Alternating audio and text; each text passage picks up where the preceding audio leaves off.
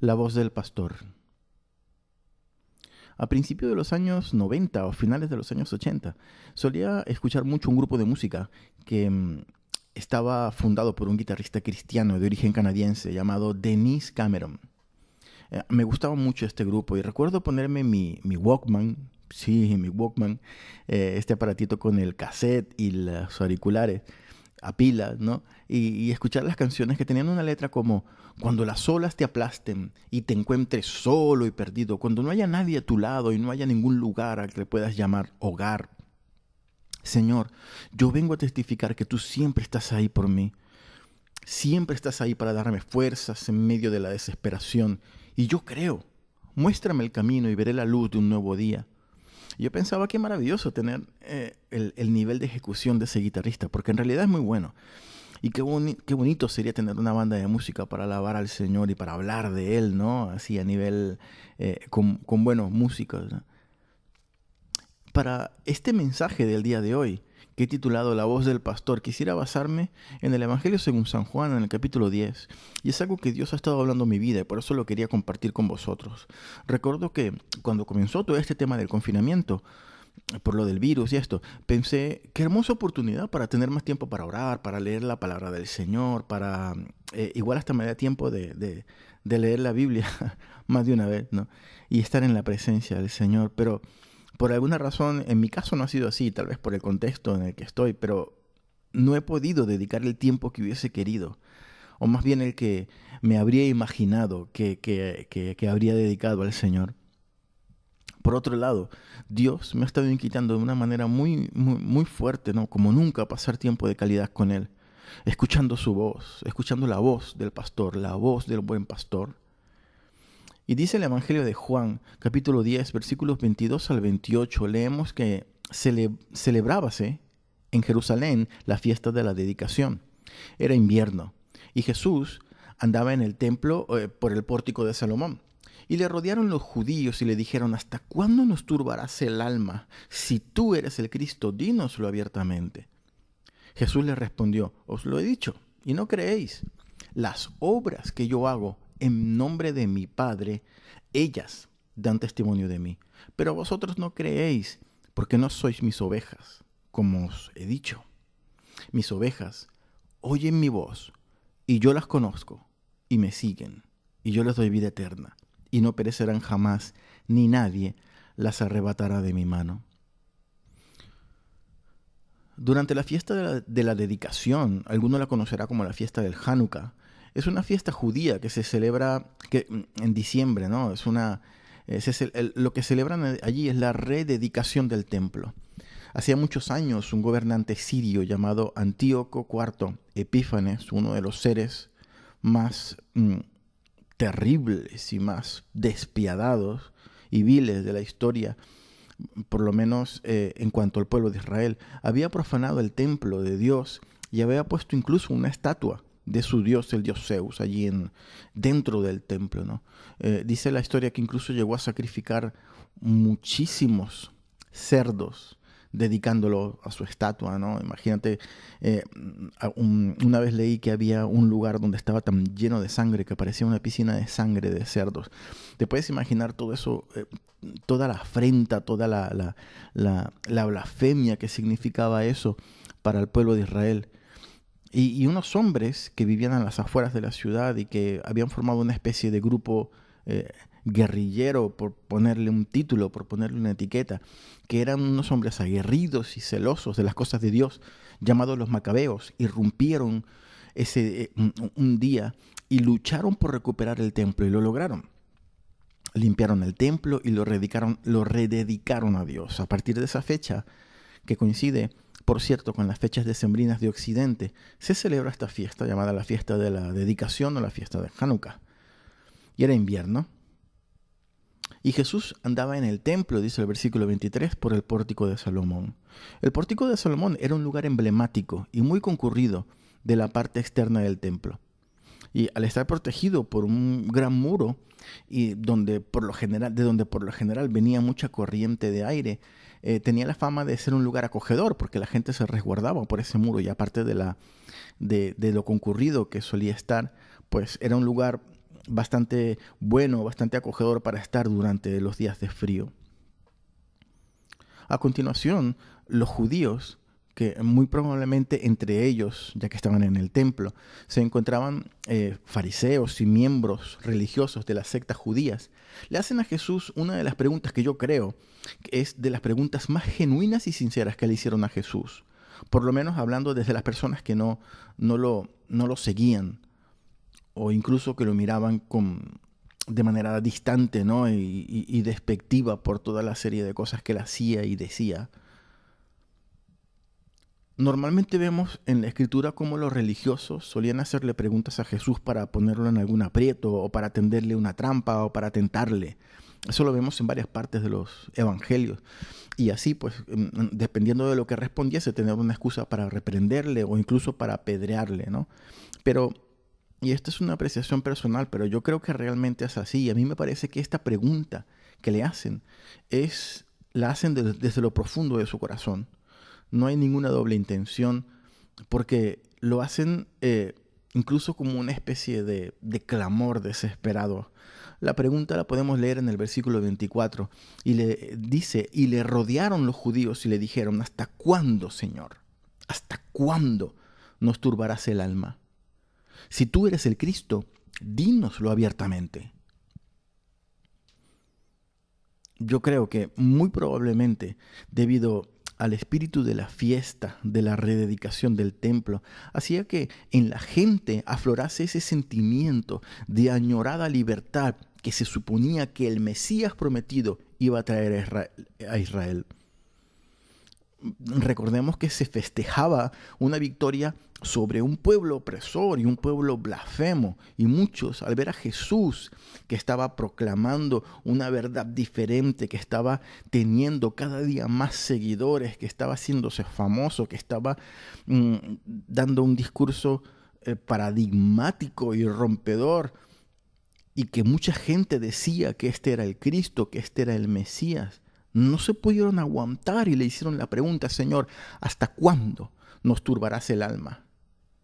La Nueva Traducción Viviente dice, ¿hasta cuándo nos tendrás en suspenso? Si tú eres el Mesías, dínoslo sin rodeos. Déjate de misterios, Señor. Dilo de una vez y claramente. A mí estas palabras me transmiten casi una súplica desesperada, un clamor desesperado. Y Jesús le responde lo siguiente. Os lo he dicho, y no creéis. Las obras que yo hago en nombre de mi Padre, ellas dan testimonio de mí.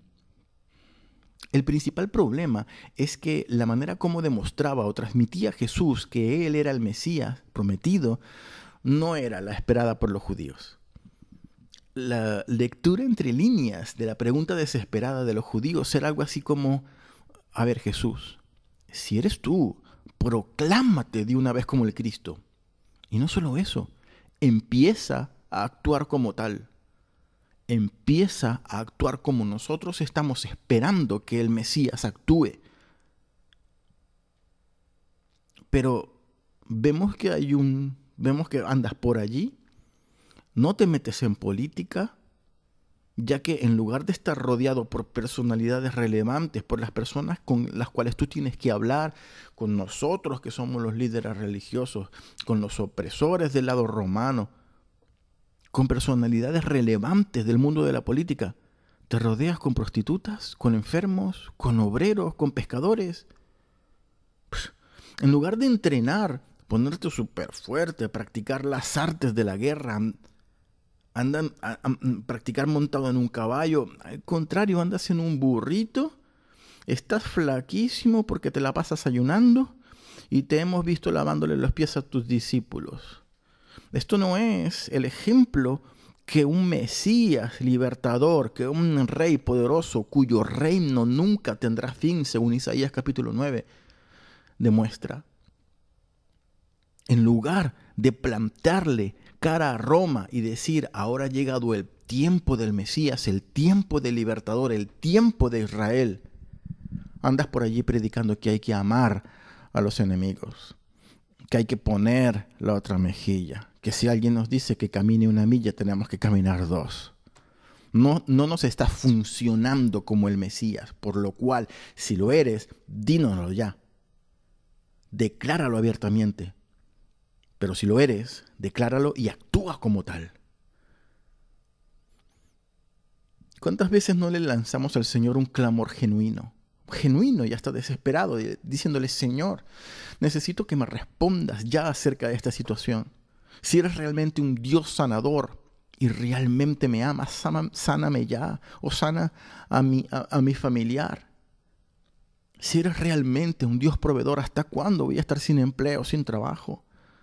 ¿Hasta cuándo voy a tener que aguantar esta situación en mi casa? ¿Hasta cuándo me tendrás en suspenso? ¿Hasta cuándo tendrás mi alma turbada? Hermano, estos son clamores genuinos que todos hemos hecho, estoy seguro que sí. Pensamos tener un Dios sanador y nos azota alguna enfermedad. Pensamos tener un Dios proveedor y nos agobian en cierta ocasión las deudas, etcétera, etcétera, etcétera. Y el Señor nos responde lo que le responde a los judíos. Tú quieres en tu vida un Dios sanador, pero dice mi palabra que yo lo soy. Y aunque suene duro, mi querido hermano, por el hecho de que no seas sanado cuando tú quieres y en las circunstancias que tú quieres, eso no cambia el hecho de que sigo siendo un Dios de sanidad y un Dios de milagros. Por el hecho de no hacer las cosas en el tiempo que a ti te parece el correcto y de la manera que tú consideras que deben hacerse, no quiere decir que yo dejo ser un Dios todopoderoso. Y que sigue siendo un hecho que no hay nada imposible para Dios. Pero las obras que Dios hace en nosotros y de las que hemos sido testigos dan testimonio de lo poderoso que es, que Él sigue siendo un Dios poderoso, que Él sigue siendo un Dios de milagros, que Él sigue siendo un Dios sanador, que Él sigue siendo un Dios proveedor, que Él sigue siendo un Dios propicio para cada una de las necesidades de su pueblo. La siguiente respuesta de Jesús, y es el motivo principal de por qué alguien no cree en el Señor, está en el versículo 26. Dice: pero vosotros no creéis porque no sois de mis ovejas, como os he dicho. Pero todos nosotros somos ovejas de Jesús, ¿no? Jesús expone 3 características que son claves para ser considerados ovejas del rebaño del buen pastor. El versículo 27, la primera característica: mis ovejas oyen mi voz. Y esto es clave. Y como decía al principio, es algo que Dios ha estado tratando conmigo estos últimos días. Le he estado pidiendo a Dios con todo mi corazón que si hay una voz que yo quiero escuchar, esa es la suya. Estamos rodeados de muchas voces, muchas buenas y algunas no tan buenas, ¿no? Pero todas con mejores o peores razonamientos. Pero al fin y al cabo, estas voces expresan sus opiniones e intentan calar en nuestro ser para que vayamos en una dirección o en otra. El mundo tiene una voz clara y definida, que entra por los medios, por la televisión, por la opinión pública, por las ideologías de turno, y es una voz que nos habla constantemente. Es tan comprensible, entonces, que Jesús nos haya dicho cosas como: cuando vayas a orar, ve a tu aposento y asegúrate de cerrar la puerta. Asegúrate de que la puerta esté tan cerrada que no entren voces de afuera, porque en la intimidad la única voz que necesitas escuchar es la mía, es lo que yo tengo que decirte para ti. Es lo que yo digo en mi palabra que tú eres. No es lo que dicen los demás que tú eres. Es lo que yo digo en mi palabra que tú eres. Yo soy, hermano, de verdad que yo soy muy selectivo a la hora de escuchar, por ejemplo, mensajes o prédicas de otros pastores o de otros maestros, ¿no? Pero debo reconocer que es algo bueno. Y de vez en cuando lo hago también porque me edifica, ya que hay tanta gente buena y preparada en la palabra y con tantos recursos maravillosos en internet, en los libros de hoy en día. Yo sé que Alba también está de acuerdo conmigo de que son definitivamente una bendición para todos nosotros y todos deberíamos tener también referentes, ¿no?, de de grandes maestros que el Señor ha levantado, ¿no? Y escuchar lo que tienen que decir de parte de Dios y filtrarlo por la palabra también. Sin embargo, y lo digo por mí porque me ha pasado en alguna ocasión, cuando estoy esperando algo de parte de Dios o cuando quiero algo de parte de Dios o cuando quiero caminar en una dirección porque necesito algo, porque creo que necesito algo, porque creo que necesito una respuesta en algún área de mi vida, eh, estoy como haciendo algo así como: Dios, háblame, pero háblame de esto y háblame así. Entonces suelo coger recursos o libros que vayan en esa dirección, porque es lo que yo espero, es algo que yo quiero que Dios me hable a través de esto o a través de eso, ¿no? Es algo así como, para explicártelo bien, cuando yo era joven y me gustaba alguna chica que no era cristiana, siendo soltero, pero que no me convenía porque no era cristiana y por muchas razones, ¿no? El último libro que yo querría leer sería alguno titulado El noviazgo que viene de parte de Dios. Más que nada porque yo sabía lo que me iba a decir. Y de la misma manera, a veces somos más proclives, somos más tendentes a irnos en alguna dirección en particular cuando tenemos una especie de necesidad o cuando queremos que Dios nos diga: sí, esto es lo que yo quiero que tú hagas, ¿no? Hace tiempo compartía en la iglesia acerca de una vez en que el rey de Judá fue a visitar al rey de Israel, cuando el reino de Israel estaba dividido en reino de Judá y reino de Israel. Esto está en el libro de los Reyes, y el rey de Israel estaba en guerra con otro pueblo. Y acordaron entre el rey de Judá y el rey de Israel consultar con los profetas para saber si Dios querría que fueran a la guerra con este pueblo, ¿no? Y para saber también si ganarían. Y dice la palabra que el rey de Israel mandó a traer 400 profetas. Imagínate, 400 hombres o supuestos hombres de Dios que le iban a decir la palabra del Señor en esta situación en particular. Se supone que eran hombres con profecía, llenos del Espíritu, que oraban y que estaban en la presencia del Señor constantemente. Y todos le dijeron que fuera a la guerra y que ganaría la batalla. Pero el rey de Judá sospechó algo y dijo, le preguntó: ¿acaso no queda ningún otro profeta que le podamos preguntar por si acaso? Y el rey de Israel dijo algo muy curioso: sí, todavía queda un profeta, pero yo a ese profeta lo odio, lo aborrezco, porque siempre me profetiza lo malo. Y en realidad era el único profeta que le profetizaba de parte de Dios lo que había. Pero eso no era lo que al rey le gustaba oír. Al rey le gustaba oír lo que le alababa, lo que le hacía sentir bien, no la palabra real y justa que Dios tenía para él en ese momento. O sea, hermanos, que el Señor nos ayude a no escuchar la voz del mundo, a no escuchar la voz del enemigo de nuestras almas, o nuestra propia voz que es autocomplaciente y que solamente le gusta buscar lo que nos gusta a nosotros, lo que nos hace sentir cómodos, lo que nos hace sentir bien, sino a buscar la voz del buen pastor para que podamos ser ovejas suyas, ovejas que oyen su voz. El segundo punto dice: y yo las conozco. No solamente escuchamos, no solamente las ovejas del buen pastor oyen su voz, sino que Él las conoce. Es cierto que Dios conoce lo más profundo de nuestro ser, pero no se trata exactamente de eso. Se trata de cuánto de nuestra vida le hemos entregado a Dios para que Él lo conozca a profundidad, para que Él pueda entrar en los rincones más oscuros de nuestro ser, eso que no le hemos abierto todavía al Señor. Y que Él pueda decir: de mi oveja conozco cada rincón de su ser, porque no esconde nada de mí, porque deja que obre en todas las áreas de su vida.